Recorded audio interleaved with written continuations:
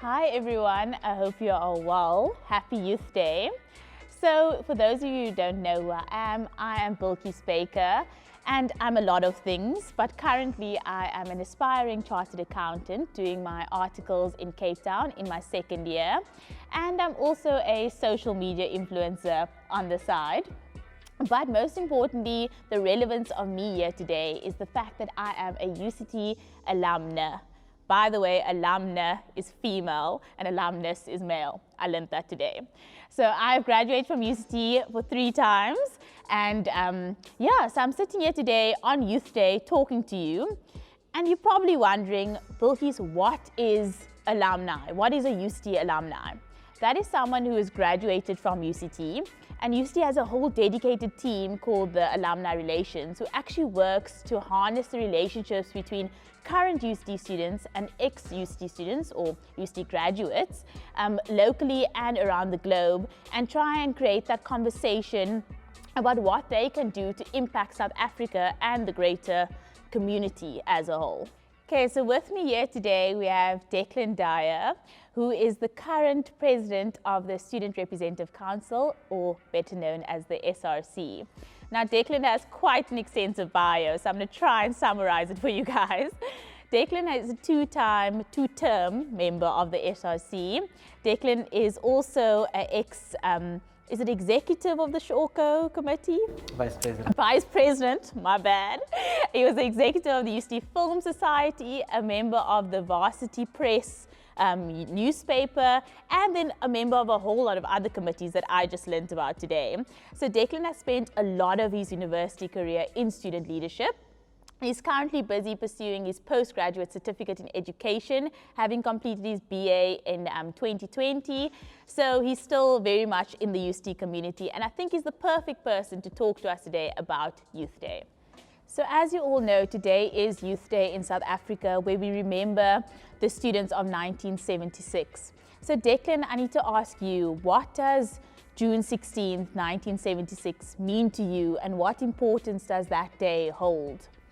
So of course, Youth Day ultimately commemorates the struggle of the class of the Soweto uprising, essentially, and their struggle for decolonial education. And that struggle persists very much today, and therefore Youth Day is significant to students of today, because the fight for free decolonized education, or ultimately the fight for education, still continues to this day.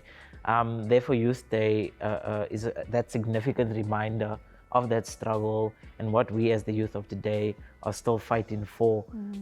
The struggle continues ultimately. Yeah, definitely. You know, I feel as youth, sometimes you feel a little bit despondent of what can we actually do to get this change. I mean, through high school, I fought in equal education marches. I came to UCT, it was fees must fall. We were very much involved, we were mobilizing.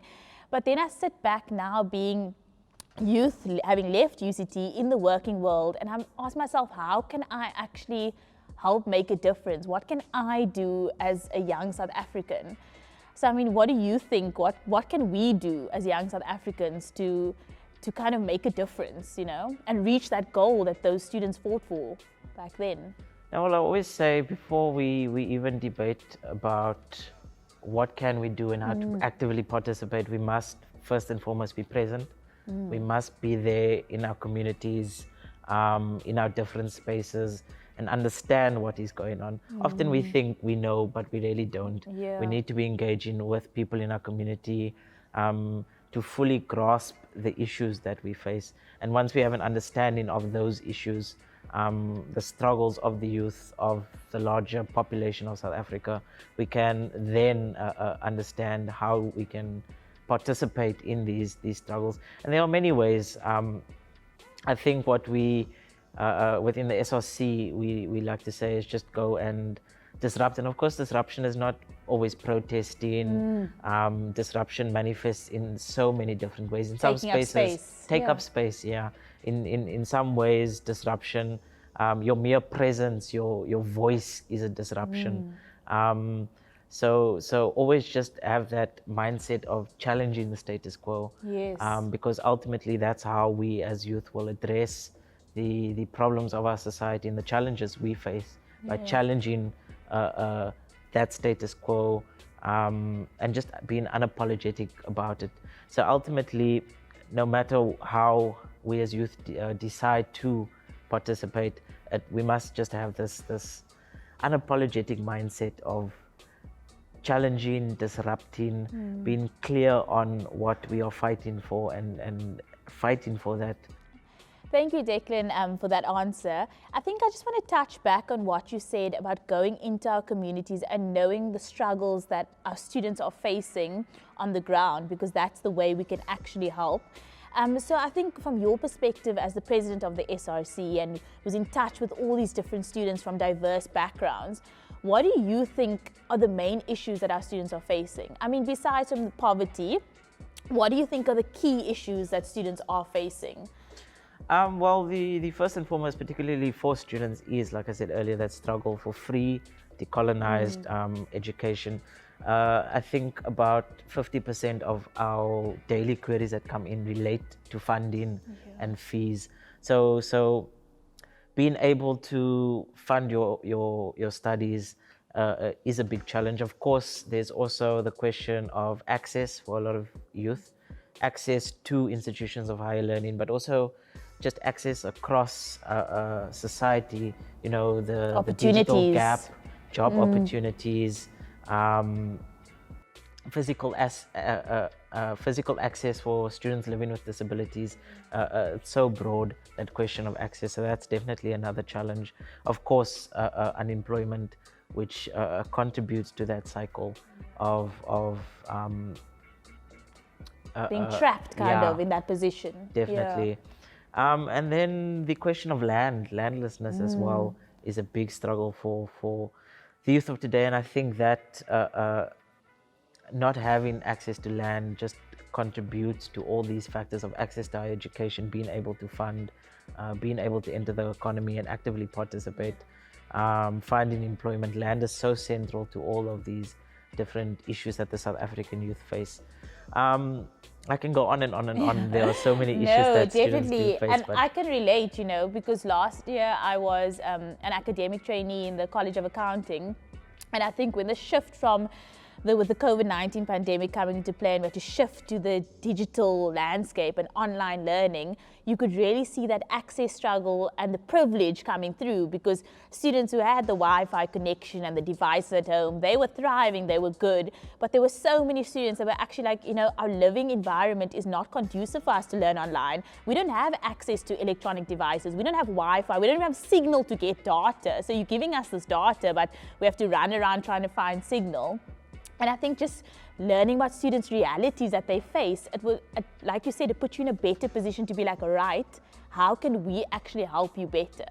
So I think UCT also has that responsibility to kind of go in and actually find out from the students what is your situation, and therefore they can help them better.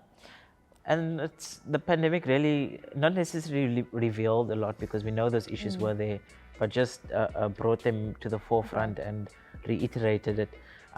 Because last year, I know the amount of calls we got from the student body to return to residences because of that not having access. And again, it comes back to the question of access to data to complete your coursework. Also just another aspect of the landless question, that students don't have that conducive environments. They don't have the safety or comfort of a residence. They're in their home communities where they face so many other challenges there. Yeah, definitely. Let's see what our students at UCT have to say about Youth Day. For me, Youth Day represents the struggles of students. So in 1976, the students were fighting against an oppressive educational system.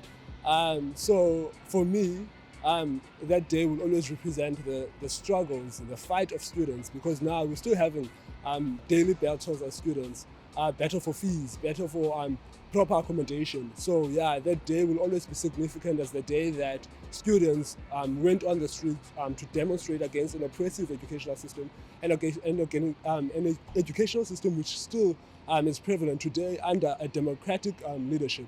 I just think it's really important to acknowledge our past so that we can go forwards. Yeah, and it's an important day, and I think it's an important part of South Africa's history. Youth Day means the remembrance of where the South African youth took the form of education to the level it's at right now. So Youth Day to me means like the significant change from the march in 1976 to now, because the struggle is still there. We're still struggling with fees must fall, but there is a significant change. Everybody has access to free education now. And I think Youth Day is a very important day, as it will help us remember where we came from and also help us to move forward, as we are the youth and we are the future. And by remembering our youth, we can help each other to prosper in the future. And I just think that's a very important day. But as it is 2021, not everybody celebrates it because there's a lot of other things going on that prevents us from celebrating. Like we have academics, our personal lives, all of this, but I think it needs to be celebrated because we are very important to this country and to this world.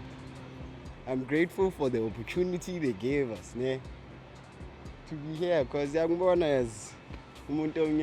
studying architecture also is a privilege for me, because the opportunity to create even more opportunities for the youth. So what I'm telling the youth for Youth Day, guys, let's fly high.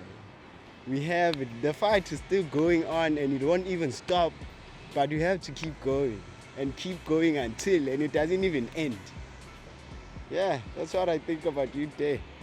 Youth Day to me is significant in the sense that it reminds me of the power that students have in our country in ensuring that we have equal access and fairness towards the education system.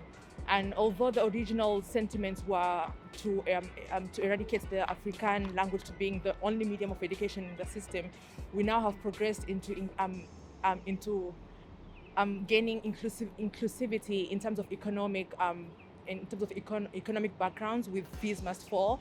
And we just see the power that students have had over the years to just ensure that all students are included in higher education, specifically for myself as in the higher education system, and just seeing how many of us have benefited from students' uprisings that have come from the beginning of uprisings to this date in South Africa. What Youth Day means to me, it means a day where we have to remember the people who are fighting for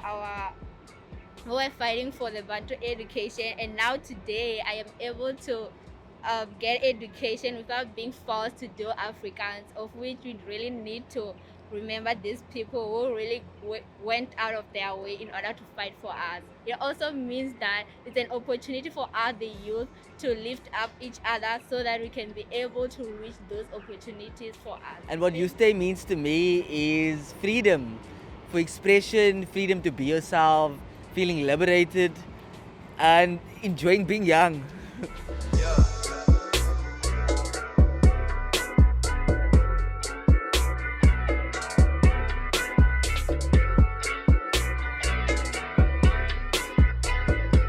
Okay, so Declan, with things like, I think, social causes all over Twitter, you find that the youth of today is definitely more involved and more vocal, or we're hearing their thoughts more. So what are some of the social causes that you think the youth of 2021 are getting behind and are mobilizing with? Like, what do you think are the main social causes? Yeah, definitely quite a lot, and it does move as the year progresses. Of course, every single year in your January, February, March, we see student-related struggles of calls for accommodation, debt fee, historic fee debt, and NSFAS-related issues, a lot of that. As the year progresses, it moves more across the country, and there are just so many different causes that arise. Of course, many are linked to what is happening in South Africa, in the political landscape. and other issues that faced. But a lot of youth are also now getting more involved in the politics of the country, being very vocal on what is happening in parliament, what's happening in national government, and getting behind political organizations such as your SASCOs, your EFFSCs, and participating in those discussions. So the youth of today, I agree with you, are very, very Woke. woke, if also another term, and sharing their views and their struggles and contributing, putting their voice in to what is happening in the country. So just touching on the power of Twitter, I mean, you've seen a small scale how students have been able to settle their debt with Twitter. I've seen a lot of social causes going viral using social media. So there'll be a trending topic, a hashtag, and the youth have really used that social media platform to drive that social change. Do you think that it goes beyond the trending hashtag and beyond social media? Do you see there being actual social change beyond social media? No, definitely. I think the youth are very active on social media, and social media gives you this access to a wide audience that you traditionally wouldn't have access to. And social media, so on one hand, has been incredible in raising awareness. We're seeing all the time, whether it's Twitter, whether it's Instagram, little factoids, facts being shared easily about what is happening across the world.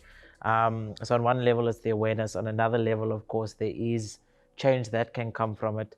An example, like a big campaign like the Black Lives Matter, the power that had, but bringing it back home, and even lower into the university context with the fires we had recently, where social media was an incredible platform for the SRC in the early days to get information out to students. Of course, students were spread across the city. Evacuating.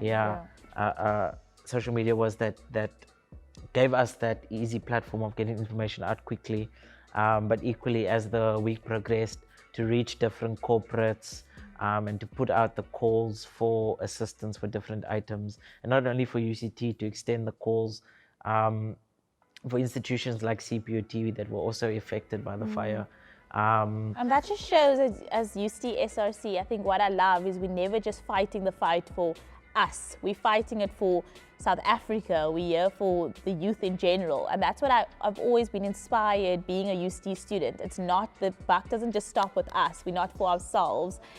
So that's really inspiring for me too, that you were able to benefit the greater community. Yeah, no, definitely. And I think for us as students, we have that historic responsibility to other institutions, particularly in an institution like UCT, taking into account its positionality and reputation standing. We do have that responsibility to other institutions as well. Because at the end of the day, we're all students. We share a common struggle. Of course, we might experience it on different levels, but we do share the same issues and ultimately just the same goal. Yeah, I think, my next question would be for you. I'm thinking now, what inspires you being the president of the SRC? I know you're dealing with a lot of sad situations, but being on that front, what inspires you about the youth of South Africa? What ignites that fire to continue going out there and fighting the good fight? Definitely moments of solidarity. I think that is the big thing.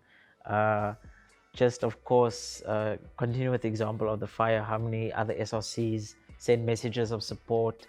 Some of our local institutions put out calls as well and assisted. So just the youth's ability to stand together in solidarity. And we've seen it across generations, going back again to the Soweto uprising, through to the Fees Must Fall generation. It's that same solidarity, standing together, fighting the same fight that we see. So that's definitely one of the things that does inspire